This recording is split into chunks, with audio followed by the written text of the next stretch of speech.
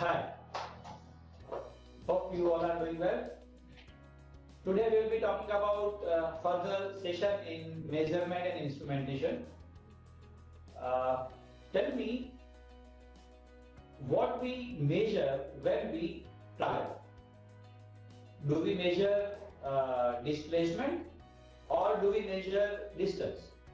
So let me tell you, our today's topic is displacement measurement, and we'll be talking about different methods of the displacement measurement with the instruments.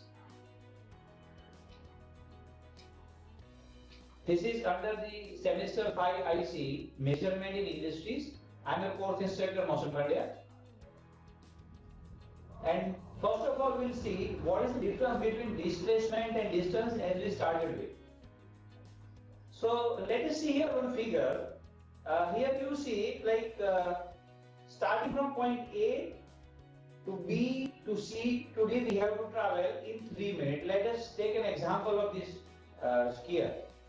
So the distance and displacement covered by the skier during these 3 minutes from A to B, B to C and C to D we have to measure.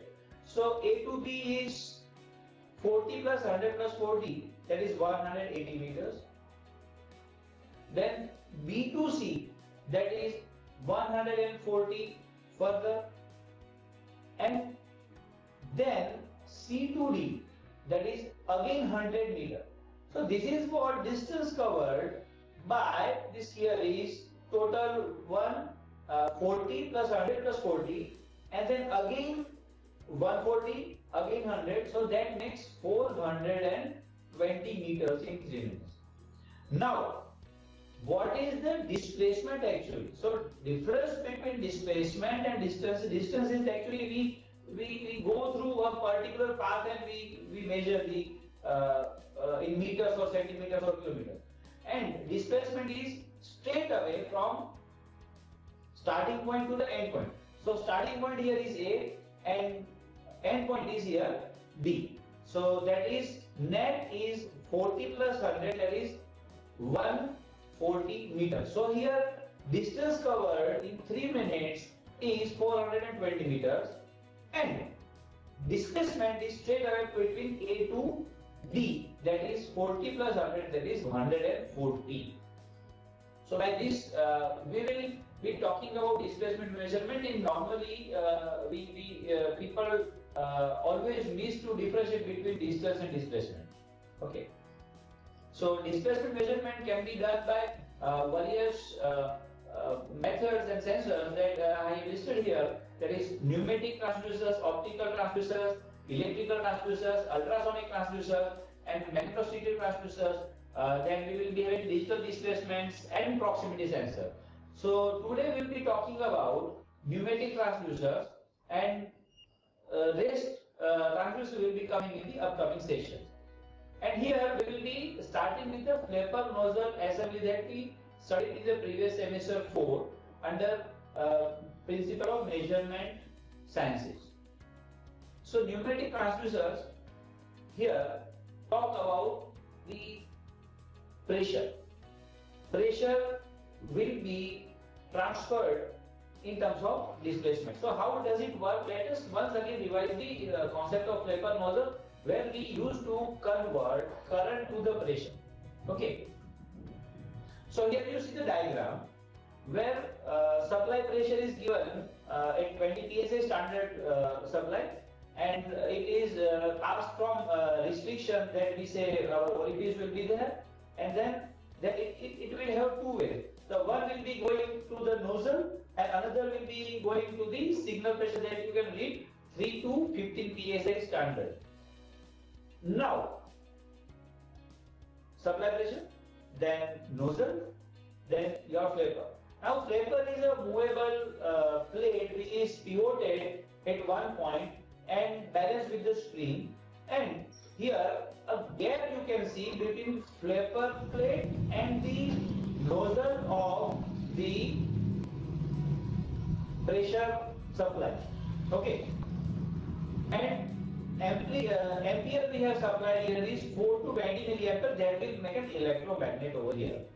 So what is going to happen now? As this magnet, let us go back a little bit. This magnet enters the iron piece placed on the flapper.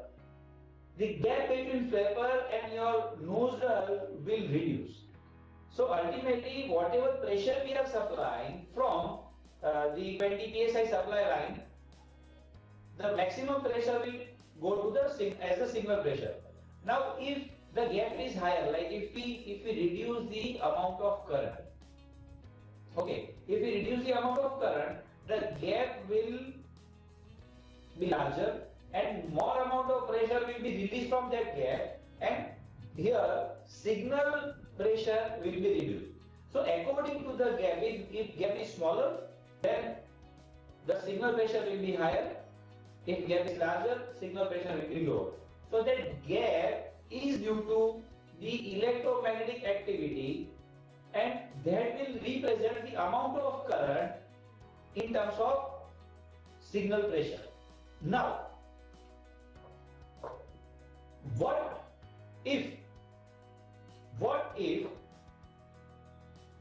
we change the electromagnet with help of a physical moment? Here you see we have applied for 220 milliampere range, which is a practical range where we work in the industry, and continuous supply 20 psi we are making sure it will be reaching to the line.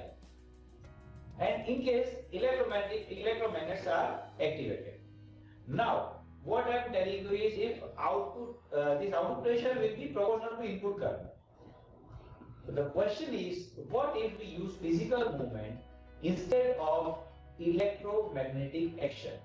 So this electromagnet which is shown by the red arrow, that will be displaced by a physical movement of the object. Now let us see the little bit revised edition with this. So here what we are going to do is, we will be translating the displacement into pressure. Previously what we did current translated to the pressure, that is I to P converter. Now the diagram is little bit, 90-degree modified. Here you see flapper plate. You can see the X distance between the nozzle and the flapper. Now flapper is pivoted at one place, and one end is connected with the object. Okay. Rest of the things are same. PS is your standard supply line, fixed restriction, that is orifice, and whatever pressure is released at the flapper end, rest of the pressure, that output pressure, will be measured in the pressure chamber, measurement chamber we said. So let us have some terminologies, assuming the incompressible flow and equal discharge coefficient. I hope you all remember this from the previous semester study. And diameter, orifice diameter, nozzle diameter is given, fluid density, and pressure in measurement chamber, that is PO, output pressure, and known pressure supply, that was 20 psi standard in our case. Okay, and we understand that ambient temperature will be 0. Now gap between end of the main vessel and the flapper plate, that is X. Okay, that is written here. Now with these parameters we will go ahead. So once again the diagram is here. Now what happens? A fluid of known pressure is supplied through the restriction, and the X is the gap between flapper and the nozzle. So the body whose displacement is to be measured is connected with the flapper plate. So the motion of flapper plate will change the value of X. X between the flapper and the nozzle. So if X is smaller, this gap is smaller, so less amount of pressure will be liberating from that point, hence PO in the pressure measurement chamber, that will be higher. And if the X is larger, more amount of pressure will be released and there will be less value of smaller value of PO. So that will actually will be indicating the amount of X, and X is decided by the motion of the object, movement of the object. Now what we have to do, we will measure this pressure PO and you can calibrate in terms of displacement. So we had seen these equations, what I am going to see here once again in the previous semester, that flow through orifice, I again repeat, we assume incompressible flow with the coefficient C, and flow through nozzle, flow through orifice and flow through nozzle, these two equations we need to remember, where T ambient temperature is 0. So now what will happen if ambient temperature is 0, then both the flow will remain same. So we say Q1 is equal to Q2, and if you simplify the equation, you will get this ratio PO upon PS, which is in terms of, see, orifice diameter, nozzle diameter, and your displacement X. And again we recall the sensitivity of this transducer, that is in terms of the output pressure to the displacement. Here you say it is differentiation of output pressure and with respect to the your displacement between the flapper nozzle, that X we define. So if you simplify the equation, we need not to go in the depth, and we'll remember simply that Xi becomes 0.14 BO square upon Tm. That will be the maximum sensitivity point for this our transducer. Let us examine the characteristic. How does it work? So on the one axis we have x-axis we have displacement, that is X, and on the y-axis we have PO, output pressure, that is between 3 to 15 that we measure, and we supply it the 20 psi standard, that is indicated here, and the sensitivity will be the slope of this curve. So here you see the slope is almost linear between 3 to 15 psi, and practically because of that only we are using between this pressure and to measure, like displacement will be converted to pressure and pressure will be measured, and again that secondary measurement will be calibrated in terms of displacement. So when Xi is sufficiently large, that PO by PS becomes almost constant.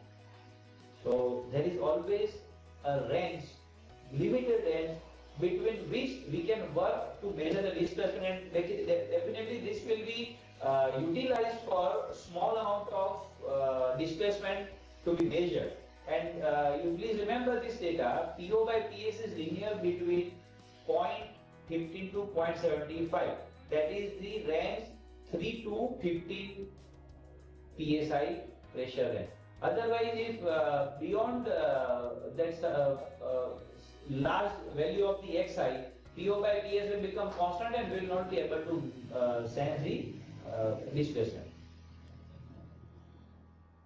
Here I am showing you one small application, practical application, where supply line is created, where you see the nozzle with the red indicator, and the green is the release pressure from the orifice, and air supply, I get 20 psi.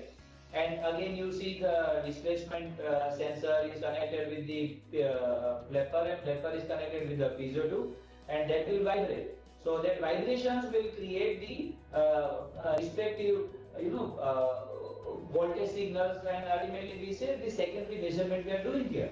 And the entire circuitry is created that will be converted to some analog signals, and then DAC is employed, and the entire closed loop system is created for the measurement of the a very small displacement in terms of X.